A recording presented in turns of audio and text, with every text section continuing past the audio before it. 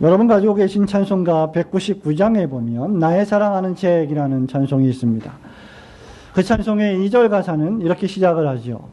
옛날 용맹스럽던 다니엘의 경험과 유대 임금 다윗 왕의 역사와 주의 선지 엘리야 바람 타고 하늘에 올라가던 일을 생각합니다. 신자라고 하면 다니엘을 모르는 사람은 아마 아무도 없을 것입니다. 다니엘 하면 용광로 같은 풀무불에 던져졌다가 머리카락 하나 타지 않고 살아난 사람, 새 친구와 함께 사자굴에 던져졌음에도 불구하고 또 살아난 사람, 불굴의 신앙인, 이렇게 기억을 할 것입니다. 따라서 어떤 환경에, 상황에 던져졌어도 우리가 하나님을 믿는 믿음을 굳게 지키고 하나님을 부인하지 않으며 끝까지 하나님을 섬기면 하나님이 나를 불에서도 구원하시고 사자 입도 막아주실 것이라고 생각하게 됩니다. 말하자면 다니엘처럼 믿음을 지키면, 그렇게 믿음을 지키면서 살아간다면 하나님이 늘 위험과 핍박과 환난에서 구해주신다라고 생각하는 것입니다. 그런데 여러분 잘 생각해 보시면 사자굴에서 사자 이빨에 물려서 한 번도 찢김 없이 살아서 걸어 나온 사람은 다니엘과 세 친구들밖에는 없습니다. 네로 황제가 통치하던 초대교회 당시에 수많은 그리스도인들이 로마 제국의 쾌락과 오락의 중심지였던 콜로세움에서 신앙을 지키다가 사자의 밥이 되었던 것을 여러분은 기억하십니다. 그리고 다른 신자들은 핍박을 피해서 지하 동굴로 숨어 들어가야만 했습니다. 그것을 가리켜서 우리는 카타콤베라고 부르지요. 그렇기에 다니엘서는 그저 다니엘의 신앙 영웅담을 들려주는 책은 아닙니다. 신앙을 잘 지켰더니 목숨을 구했더라라고 하는 것은 아니라는 것이죠. 멀리 갈 것도 없이 1900년대 초기에 일제 식민지 시절 신사참배에 한가하며 하나님을 섬기고 하나님을 예배했던 많은 목회자들과 성도들이 감옥에서 순교를 당했던 것을 여러분은 기억하실 것입니다. 우리가 다니엘서 강해 설교를 시작하면서 우리는 여러 주제에 관심을 기울일 수가 있을 것입니다. 다니엘서는 신약의 요한계시록이 있다면 구약의 다니엘이 있을 정도로 묵시서, 예언서라고 할 수 있습니다. 예언과 환상이 자주 등장합니다. 재미있는 이야기들이 등장합니다. 1장부터 6장은 6개의 바벨론 왕궁에서 벌어지는 궁정 이야기가 등장하고 7장부터 12장까지는 4개의 환상으로 구성된 예언이 등장합니다. 그래서 어떤 사람들은 예언과 환상의 풀이에 지나친 관심을 가진 나머지 하나님께서 다니엘에게 그 예언과 환상을 보여주시고 기록하게 하신, 그래서 오늘날 우리가 가지고 있는 다니엘서로 가지게 된 그 성경의 기록 목적을 놓칠 때가 있습니다. 우리는 나무보다 숲을 볼 필요가 있습니다. 다니엘서는 해독하기 어려운, 그래서 전문가의 손길이 필요한 다빈치 코드가 아닙니다. 하나님이 통치하시고 다스리시는 이 세상 속에서 어떻게 하나님의 백성으로 살아가야 할지를 웅변적으로 보여주는 책이 바로 다니엘서입니다. 다니엘이 살았던 시대는 오늘 여러분들이 살아가는 시대와는 비교할 수 없을 만큼 더 참혹하고 더 비참하고 더 절망스러운 시대였음을 반드시 기억하셔야 합니다. 그럼에도 다니엘은 그런 시대와 그런 문화와 그런 세상에서 하나님의 백성으로 살았습니다. 그렇기 때문에 다니엘서는 그저 그런 다니엘을 보면서 오고 오는 모든 시대의 그리스도인들이 어떻게 살아야 할지를 명백하게 보여주는 하나님의 계시의 말씀입니다. 우선 무엇보다도 바벨론에서 하나님의 백성으로 사는 신자들은 기억해야 할 것이 있는데 그 바벨론 제국을 주권적으로 통치하시는 분이 바로 전능하신 하나님이심을 믿어야 한다는 것입니다. 다니엘서 1장 1절과 2절 말씀을 함께 읽습니다. 유다왕 시작. 유다왕 여호야김이 다스린 지 32년에 바벨론 왕 느부갓네살이 예루살렘에 이르러 성을 에워쌌더니 주께서 유다 왕 여호야김과 하나님의 전그릇 얼마를 그의 손에 넘기심에 그가 그것을 가지고 시날 땅 자기 신들의 신전에 가져다가 그 신들의 보물 창고에 두었더라. 아멘. 이스라엘의 역사를 조금 아시는 분들은 이스라엘이 어떤 발걸음을 걸으면서 어떻게 멸망해 갔는지를 기억하실 겁니다. 북이스라엘 왕국은 주전 약 722년경에 아수르 제국에 의하여 멸망당했습니다. 남왕국은 북이스라엘보다 조금 덜 타락했던 것으로 보아 결론부터 말씀드리면 지금 여호야김 왕이 다스리는 이 유다 왕국은 그로부터 한 150년, 200년 후인 586년의 바벨론 제국에 의해서 완전히 멸망당했습니다. 이로써 솔로몬 왕이 죽은 이후에 남과 북으로 분열된 이스라엘 민족이 완전히 멸망당하게 된 것입니다. 솔로몬 왕국의 통일 왕국이었던 그 찬란했던 왕국이 분열된 지 얼마 되지 않아 차례차례 북이스라엘과 남유다가 적국의 손에 넘어가 버린 것이죠. 이유가 무엇입니까? 그것은 그들이 거듭되는 하나님의 경고의 말씀을 듣고도 그 말씀에 불순종하여 언약을 깨뜨렸고 하나님의 진노를 샀기 때문입니다. 그 결과가 바로 오늘 우리가 살펴본 다니엘서 1장 1절입니다. 유다왕 여호야김이 다스린 지 3년이 되는 해에 즉 주전 605년경에 여호야김 왕이 3년 전에 통치를 시작했기 때문에 주전 605년경에 바벨론 왕 느부갓네살이 예루살렘에 이르러 성을 에워쌌더니 라고 기록하고 있습니다. 그런데 여러분 놀라운 사실은 2절에 보면 이 유다를 바벨론 왕 느부갓네살 왕에게 넘기신 이가 다름 아닌 유다 백성들이 섬기는 전능하신 여호와 하나님이시라는 사실입니다. 주께서 유다왕 여호야김과 하나님의 전그릇 얼마를 그의 손에 넘기심에 라고 했습니다. 남유다 왕국은 거듭되는 하나님의 경고의 말씀을 들었지만 끝내 주전 586년 바벨론의 세 번째 침공에 멸망당했습니다. 1절에 기록된 첫 번째 침공인 주전 605년에 바벨론이 예루살렘을 공격했고 이때 다니엘을 비롯한 세 친구들과 많은 유대인들이 바벨론 제국의 포로로 끌려가게 됩니다. 이후 두 차례 더 바벨론 대군의 침략을 받은 유다 왕국은 완전히 초토화되고 말았습니다.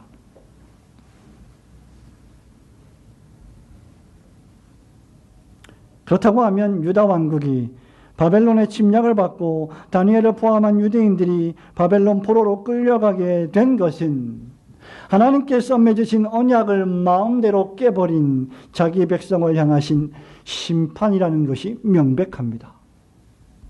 레위기 26장 33절 말씀에 보면 하나님이 이렇게 선언하십니다.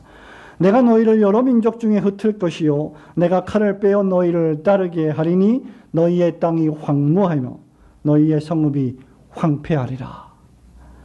계속되는 39절에서 이렇게 말씀하십니다. 너희 남은 자가 너희의 원수들의 땅에서 자기의 죄로 말미암아 쇠잔하며 그 조상의 죄로 말미암아 그 조상같이 쇠잔하리라고 예언하셨습니다.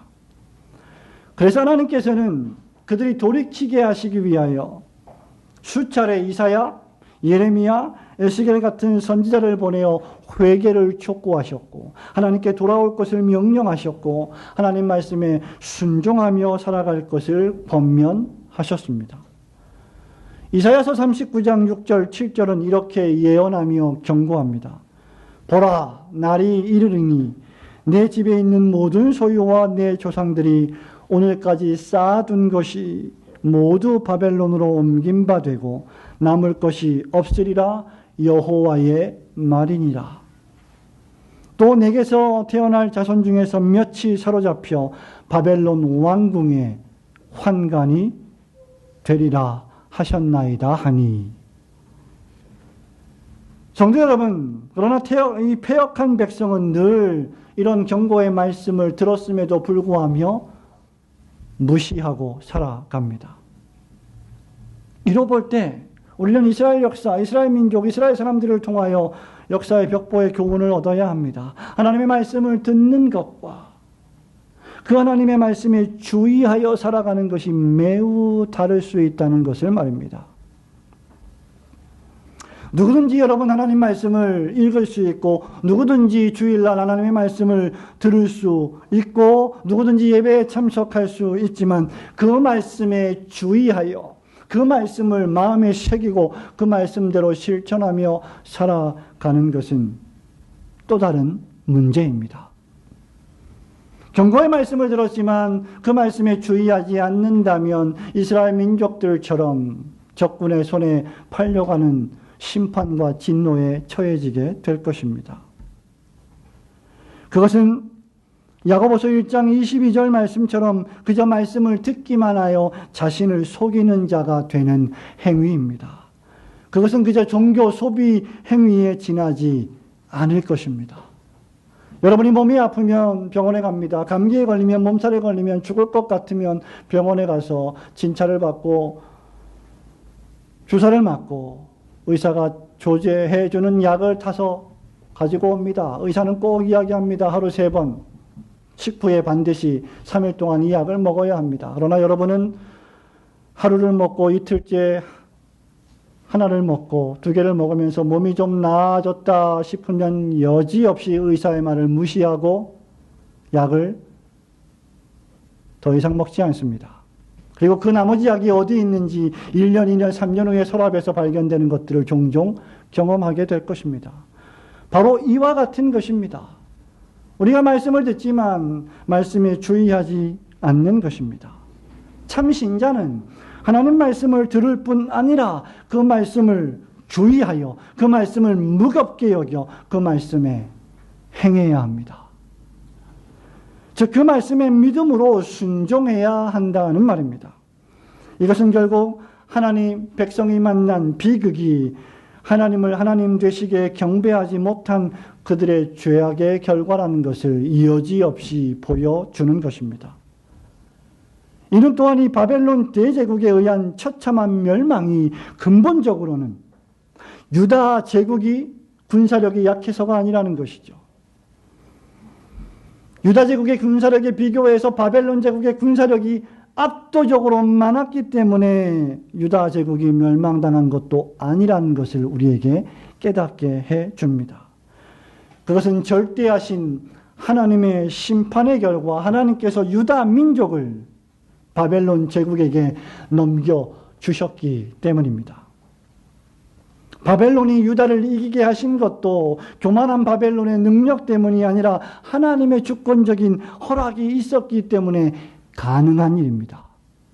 성도 여러분, 이것은 우리에게 매우 중요한 사실을 교훈해 주고 있습니다.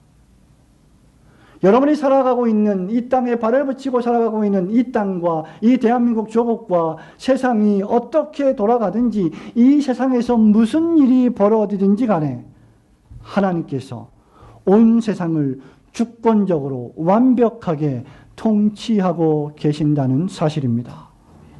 땅들이 변하고 때로 물결이 일어나서 산 위에 넘치는 엄청난 사건들이 벌어질 것입니다. 그럼에도 하나님이 통치하십니다. 성도 여러분, 이것이 다니엘서 1장 1절부터 다니엘서 12장 13절 제일 마지막 절에 이르기까지 다니엘서 전체에 도도하게 흐르는 물줄기입니다. 오늘날 우리 시대에도 똑같은 일이 벌어진다 할지라도 조금 더 이상하게 생각하거나 혼란에 빠지거나 미궁에 빠질 필요가 없는 것입니다. 지금 우리가 하나님의 백성으로 당하고 있는 어려움과 고난들이 혹 있다면 그것이 나의 죄 때문이든지 아니면 하나님의 특별하신 목적을 성취하기 위한 작정과 섭리의 결과이든지 관계없이 하나님이 여러분과 여러분 가정과 여러분의 사회와 국가와 우주와 역사를 지금도 완벽하게 통치하고 계시는 것입니다. 다니엘이 이것을 믿음으로 보았습니다. 다니엘은 이것을 믿었습니다. 이 세상이 심지어 자기 자신의 운명이 악인들의 손에 의하여 밀가부르듯 여전히 놀아난다 할지라도, 악인들에 의하여 압제를 당한다 할지라도, 수치와 고통을 당한다 할지라도 여전히 하나님께서 완전하게 통치하신다는 사실을 그는 굳게 믿었습니다. 그러므로 우리는 이 세상에서 벌어지는 역사나 상황의 겉만 보고 섣불리 평가하고 판단해서는 안 됩니다. 또한 예수를 믿는 신자로서 그저 막연하게 모든 것이 다 잘 될 것이라는 미신적인 낙관론에 빠져서도 안 될 것입니다. 미국의 유명한 설교자 레리 오스본은 히브리서의 고난받는 믿음의 영웅들에 대하여 묘사하면서 이렇게 말합니다. 히브리서 11장에 보면 고난받는 믿음의 영웅들이 나오죠. 아브라함부터 시작해서 그 모든 사람들이 거의가 다 순교를 했거나 죽었습니다. 고통을 당했습니다. 하나님은 그들을 시련에서 구해주시기보다 시련 속에서 그들과 함께 계시는 편을 택하셨다. 성도 여러분, 지금 바벨론이 승리했다고 해서, 지금 악이 승리한 것처럼 보인다고 해서 악이 궁극적으로 영원히 승리한 것은 아닙니다. 또한 최종적으로 완전히 이긴 것도 아닙니다. 성경 역사를 조금이라도 아는 사람들은 아수르 대제국이 바벨론에 의하여 멸망을 당한 것처럼 도무지 난공불락처럼 보였던 이 하나님의 백성을 노력했던 바벨론 제국 역시 미디안과 페르시아 대제국에 의하여 멸망을 당할 것을 알고 있기 때문입니다. 왜냐하면 역사는 하나님께서 한치의 오차도 없이 주도하시고 통치하시기 때문입니다. 하나님의 주권적 통치가 그 영향을 미치지 않는 국면은 단 한 곳도 없습니다. 그래서 모든 일은 하나님의 뜻대로 사필귀정으로 돌아가게 될 것입니다. 다니엘은 자신에게 어떤 일이 벌어진다 해도 개인과 민족과 나라와 우주와 역사를 통치하시는 분이 전능하신 하나님이심을 굳게 믿었습니다. 다니엘이 믿는 하나님은 이 세상에 존재하는 그 어떤 존재보다 훨씬 더 크시고 강력하신 하나님이셨습니다. 성도 여러분, 여러분이 믿는 하나님은 어떤 하나님이십니까? 그저 여러분을 잠시 기분 좋게 해주시는 그런 종류의 하나님이십니까? 아니면 다니엘처럼 역사와 우주와 만물을 통치하시고 그 뜻대로 역사하시는 전능하신 절대하신 주권자 하나님이십니까? 여러분은 하나님을 하나님 되시게 하고 계십니까? 여러분은 하나님을 그 어떤 대상이나 상황이나 문제보다 훨씬 더 크신 분으로 믿으십니까? 비록 우리가 바벨론 같은 이방 문화와 사상과 나라가 득세하는 이 세상에 살아간다 할지라도 이 세상을 통치하시는 분이 바로 여러분의 하나님 아버지시라는 사실을 굳게 믿으시고 그 하나님을 의지하시는 성도들이 되시기를 주님의 이름으로 축원합니다. 바로 그렇기 때문에 하나님의 진실한 백성들은 어떤 고난 가운데서도 불평하지 않고 하나님의 뜻을 구하며 기도하며 살아가는 사람들이 되는 것입니다. 3절부터 5절 말씀까지 함께 읽어봅니다. 왕이 시작.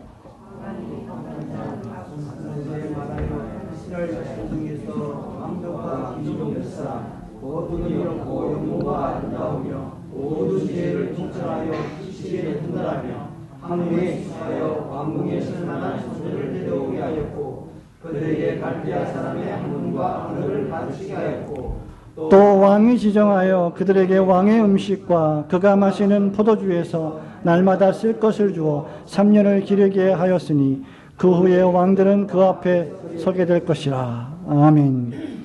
이제 느부갓네살 왕은 황관장 아스브나스에게 명령해서 이스라엘 자손 중에서 왕족과 귀족 가운데 소년 몇 명을 데려오라고, 잡아오라고 명령했습니다.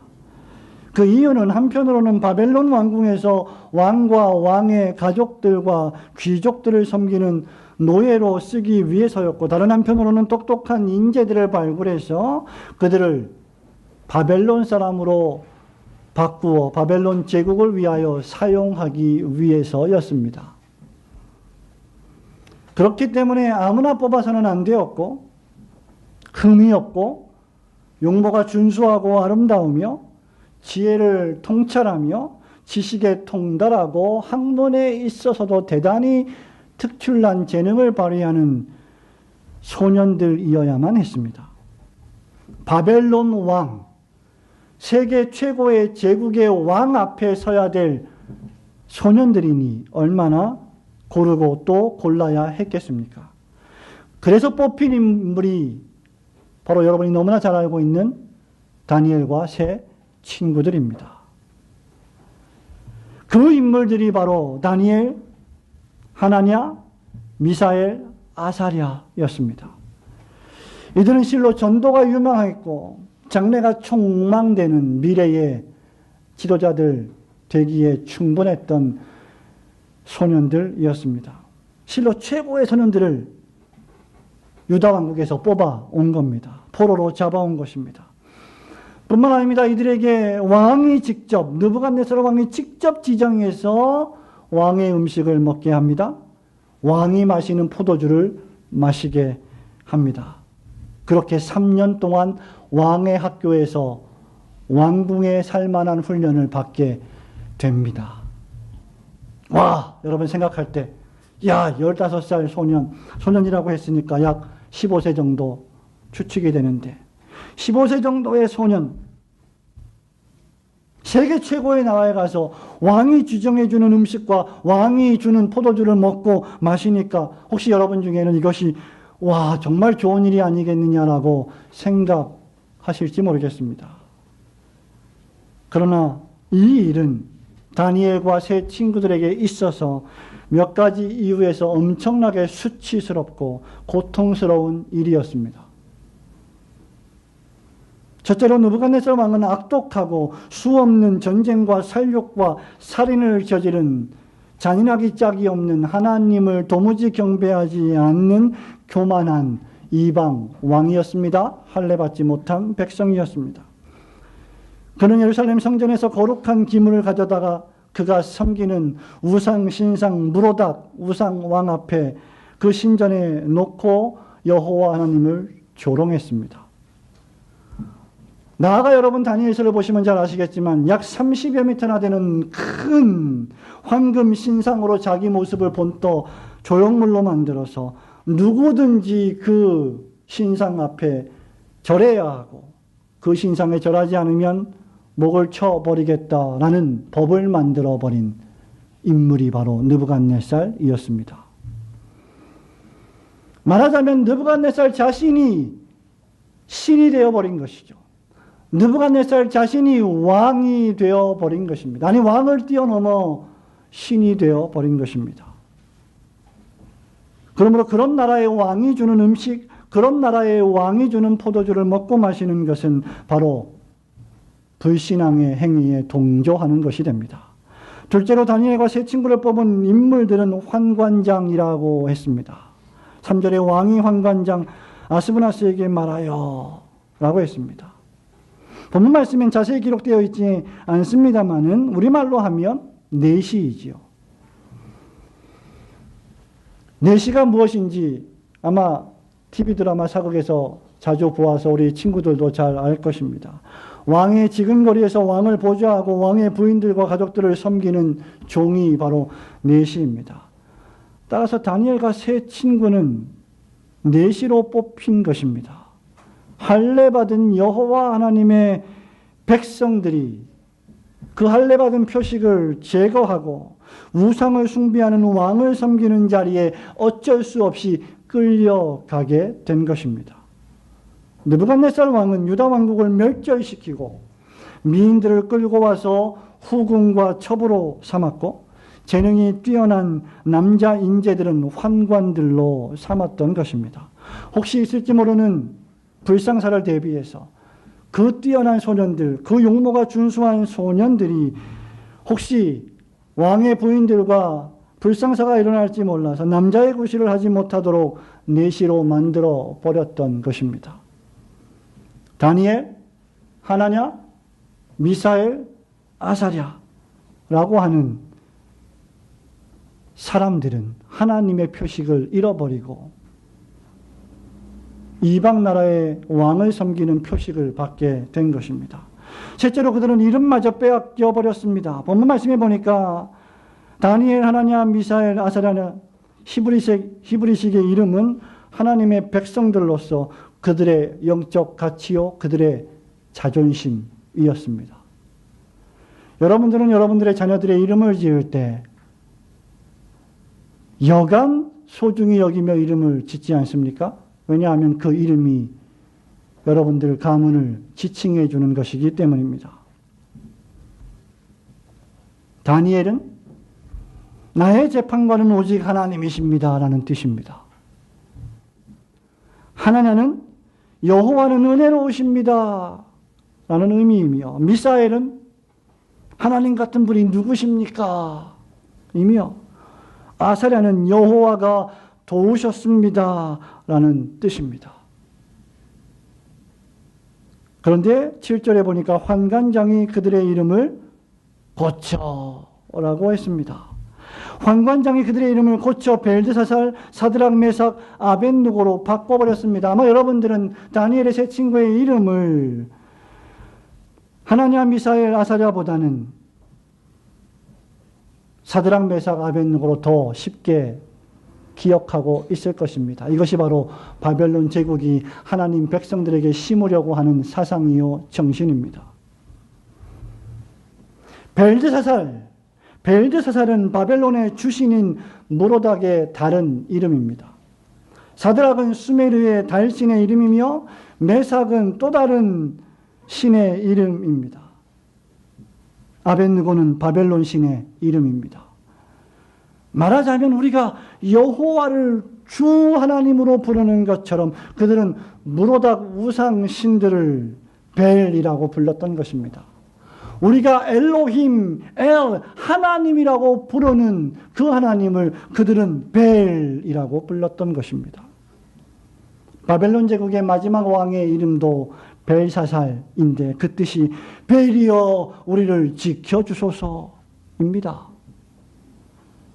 이렇게 다니엘과 세 친구들을 포함해서 포로로 잡혀간 모든 유대인들의 이름을 완전히 바꾸어 버렸습니다. 우리나라가 일본 식민지로 살았을 때, 일본이 우리를 침략했을 때 그들이 했던 전략 가운데 하나가 무엇입니까? 창씨개명이죠. 이름을 바꿔버리는 것입니다. 조선의 이름을, 대한민국의 이름을 일본의 이름으로 바꿔버리는 것이죠.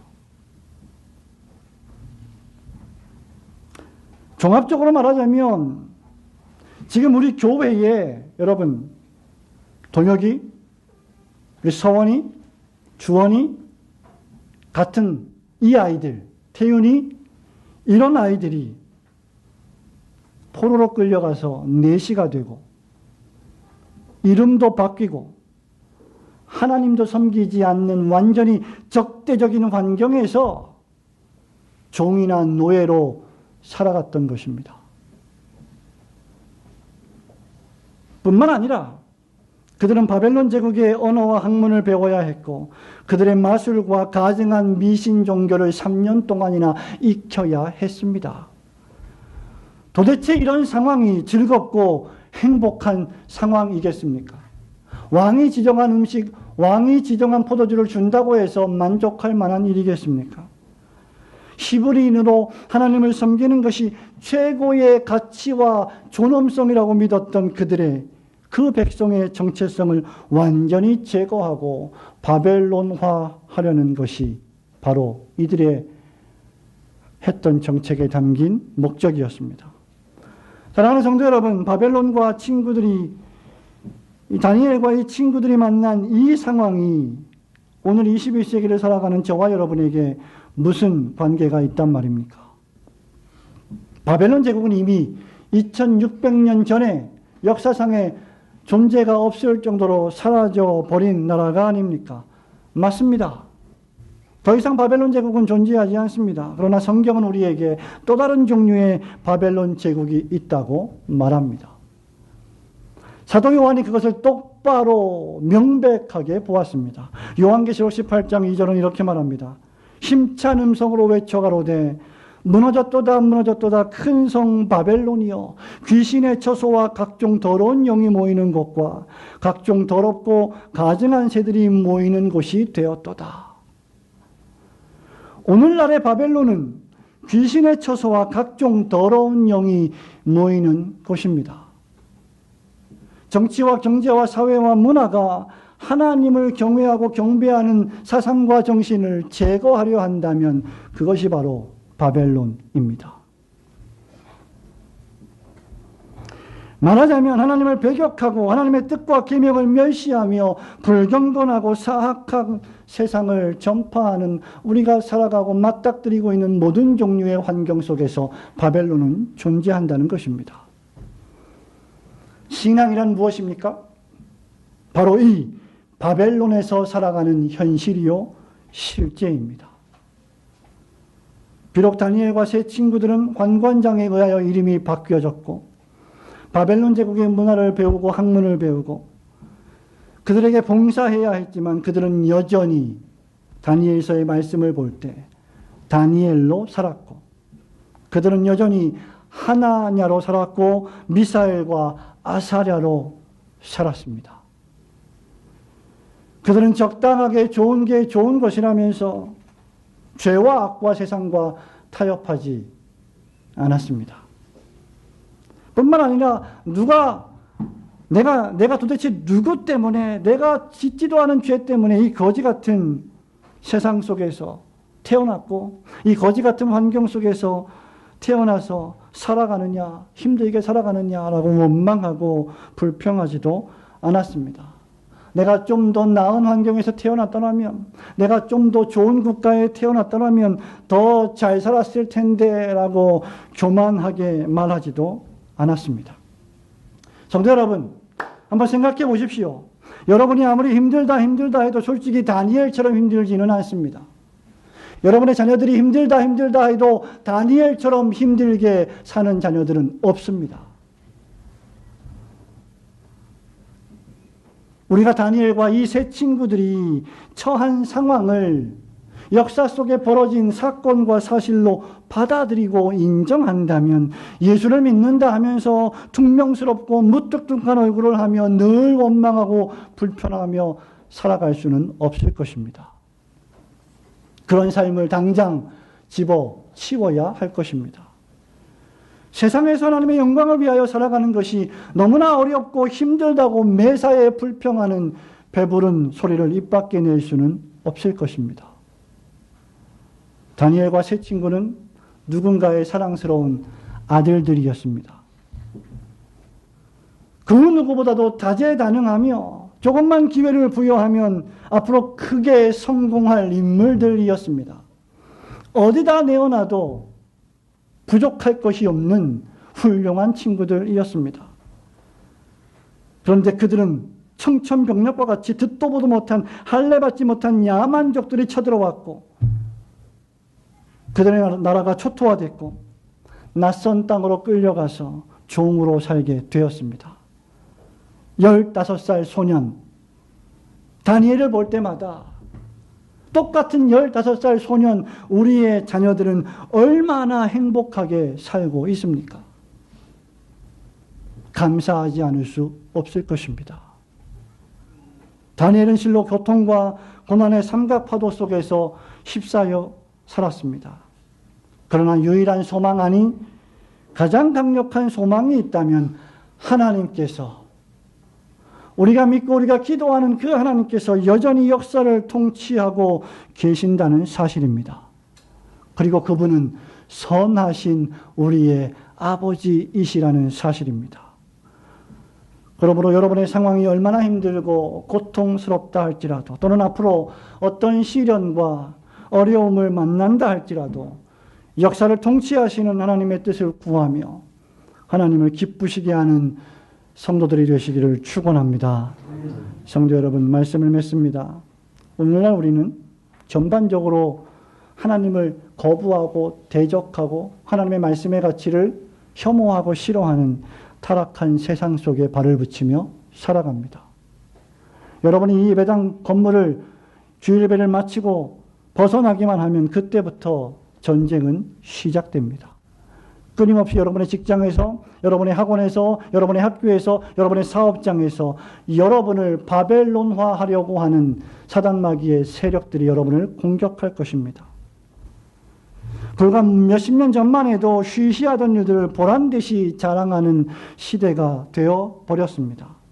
이혼은 또 하나의 화려한 선택입니다 라고 여성 잡지들이 부추기고 있습니다. 동성애는 더 이상 성적 기호의 차이일 뿐 죄가 아닙니다 라고 외쳐댑니다. 우상과 미신이 팽배합니다. 교회의 상황 역시 나아 보이지 않습니다. 예루살렘은 무너졌고 성벽은 깨져 버렸습니다.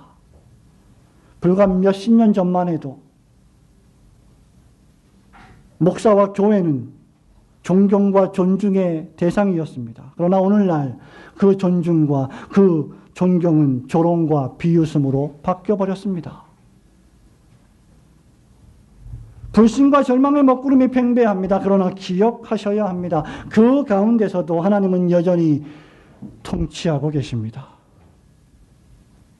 아방의 선지자 450명과 혈혈단신으로 싸웠던 엘리야가 싸움이 끝나자 로뎀나무 아래서 쉬고 있다가 자기를 죽이러 오는 수많은 적군들을 보면서 하나님, 왜 이렇습니까? 내가 이렇게 하나님의 가치를 위하여 싸우다가 나만 혼자 남았습니다라고 외쳤습니다. 그때 하나님은 열왕기상 19장 18절에서 그에게 이렇게 말씀하십니다.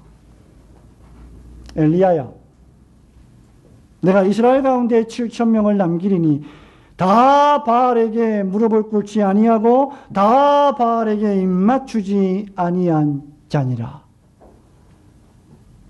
마찬가지로 하나님은 타락한 이 세상 속에서도 느부갓네살에게 무릎을 꿇지 아니하고 그의 금신상에 입맞추지 아니한 다니엘과 세 친구를 보존하여 주셨습니다.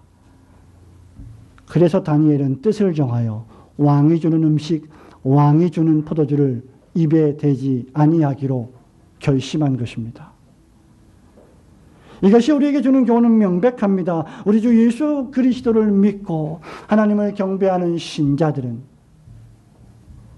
바벨론 제국을 살아가는 하나님의 백성이라는 사실입니다. 전반적으로 상황이 어둡고 힘들다 할지라도 하나님께서는 당신의 신실한 백성들과 교회들을 여전히 지키실 것이고 여전히 그 그루터기를 남겨두실 것입니다.